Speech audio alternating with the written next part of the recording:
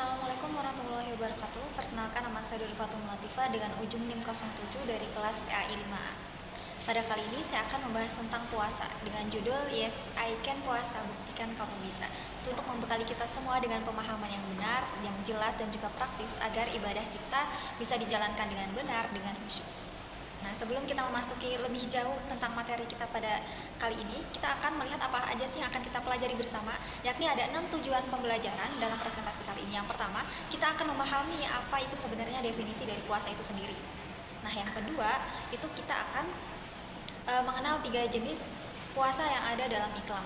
Yang ketiga, kita akan mengetahui apa aja syarat agar puasa kita itu sah dan juga kapan puasa itu diwajibkan untuk kita. Selanjutnya yang keempat, kita akan menganalisis 2 rukun atau pilar utama dalam puasa ini sendiri. Nah, yang kelima, kita akan mengidentifikasi hal-hal apa aja yang dapat membatalkan puasa agar kita bisa menghindarinya. Nah, yang terakhir, kita akan mendeskripsikan hikmah dan juga manfaat besar di balik perintah berpuasa. Nah, kita lanjut ke pengertian puasa. Secara bahasa, puasa berarti menahan. Secara istilah syar'i, puasa adalah menahan diri dari makan, minum, dan segala hal yang membatalkan puasa sejak terbit fajar sampai terbenam matahari, dan semua itu dilakukan dengan niat ibadah kepada Allah. Nah, menurut Wabah Al-Juhaili juga mendefinisikan sebagai menahan diri di siang hari dari segala pembatal serta menahan syahwat, perut, dan juga faraj, dan dari segala sesuatu yang masuk ke dalam rongga tubuh seperti makanan, minuman, atau obat-obatan dalam waktu tertentu. Selanjutnya yakni macam-macam puasa. Ternyata puasa itu ada beberapa jenis. Nah, kita perlu tahu agar kita tahu mana sih yang harus diutamakan. Yang pertama ada puasa wajib. Ini adalah puasa yang jika ditinggalkan akan berdosa. Contohnya puasa Ramadan, yakni wajib bagi yang memenuhi syarat. Ada juga puasa nazar atau puasa janji, dan yang ketiga itu puasa kafarat atau puasa sebagai denda misalnya karena melanggar sumpah. Yang kedua ada puasa sunnah. Ia adalah puasa yang sangat dianjurkan, jika dikerjakan dapat pahala, jika ditinggalkan tidak berdosa. Contohnya puasa Senin Kamis, puasa Arafah, puasa Tarwiyah, dan lainnya. Yang ketiga itu ada puasa haram. Ini adalah puasa yang dilarang dan juga tidak boleh dilakukan. Contohnya puasa di hari raya dan juga puasa pada hari tasyrik pada tanggal 11, 12, 13 Dzulhijjah. Nah, lanjut ke rukun puasa. Yakni yang pertama ada niat. Niat adalah penentu untuk puasa wajib seperti Ramadan, maka niat itu harus dilakukan di malam hari sebelum terbit fajar.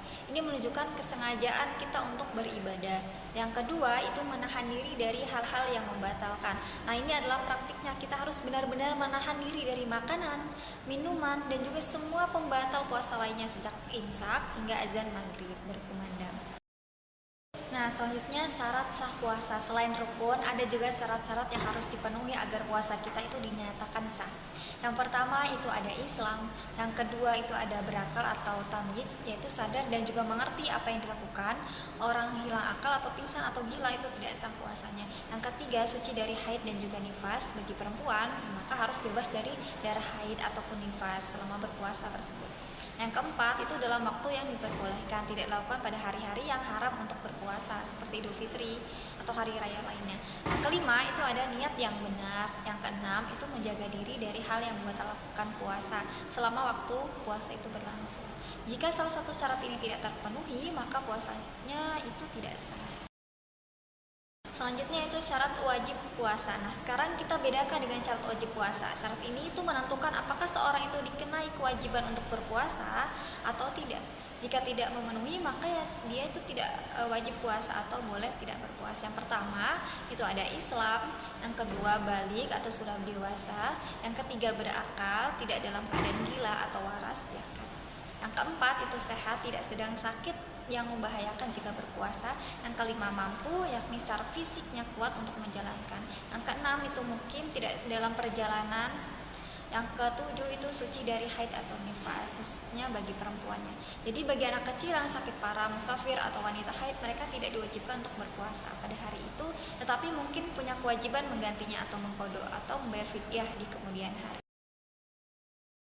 Nah, hal-hal yang membatalkan puasa kita kan udah sering dengar sebenarnya, tapi mari kita ingatkan lagi agar lebih hati-hati. Yang pertama, hal-hal yang membatalkan puasa itu ada makan dan juga minum dengan sengaja, selanjutnya itu muntah dengan sengaja, Selanjutnya itu keluar darah haid ataupun nifas, dan yang terakhir itu murtad, keluar dari agama Islam. Nah, menghindari hal-hal ini adalah wujud dari menahan diri yang menjadi rukun puasa. Jadi selain menahan lapar dan juga dahaga, kita juga harus menjaga diri dari perbuatan yang membatalkan pahala puasa, seperti ghibah, berkata kasar, dan juga lain. Selanjutnya itu kegiatan baik saat berpuasa. Nah, agar hari-hari puasa kita itu tidak hanya berisi nahan rasa lapar dan juga haus, tapi kita juga penuhi dengan kebaikan dan juga pahala. Yaitu yang pertama, ada sahur, makan di akhir malam sebelum imsak, ini sunnah dan juga memberikan kekuatan. Yang kedua, sholat tepat waktu, terutama sholat berjamaah. Yang ketiga, memperbanyak baca Al-Quran. Yang keempat, itu bersedekah sekecil apapun. Rasulullah sangat dermawan di bulan Ramadan ataupun di bulan puasa gitu. Yang kelima, menunggu waktu berbuka dengan aktivitas positif seperti mengaji, berzikir, atau membantu menyiapkan hidangan berbuka. Selanjutnya itu hikmah dan juga manfaat puasa. Puasa itu tidak hanya perintah, tapi ada hikmah dan juga manfaat luar biasa di dalamnya. Yang pertama, secara spiritual, puasa adalah ladang untuk meningkatkan ketakwaan. Dengan menahan hawa nafsu, kita bisa melatih diri untuk lebih dekat dan juga takut kepada Allah. Secara sosial, puasa itu menumbuhkan rasa empati dan juga kebersamaan. Merasakan lapar itu membuat kita ingat pada saudara kita yang kurang beruntung sehingga mendorong untuk berbagi. Nah, secara kesehatan, puasa itu memberikan waktu bagi tubuh untuk detoksifikasi atau membersihkan diri, mengistirahatkan sistem pencernaan dan juga memperbaiki sel-sel tubuh. Demikianlah penjelasan singkat tentang puasa. Semoga dengan pemahaman yang lebih baik tentang pengertian, jenis, syarat, rukun, hal-hal yang membatalkan, serta hikmah, kita dapat bisa menjalankan ibadah puasa dengan lebih baik lagi. Mari kita niatkan untuk menjalankannya dengan ikhlas dan juga sempurna. Terima kasih. Wassalamualaikum warahmatullahi wabarakatuh.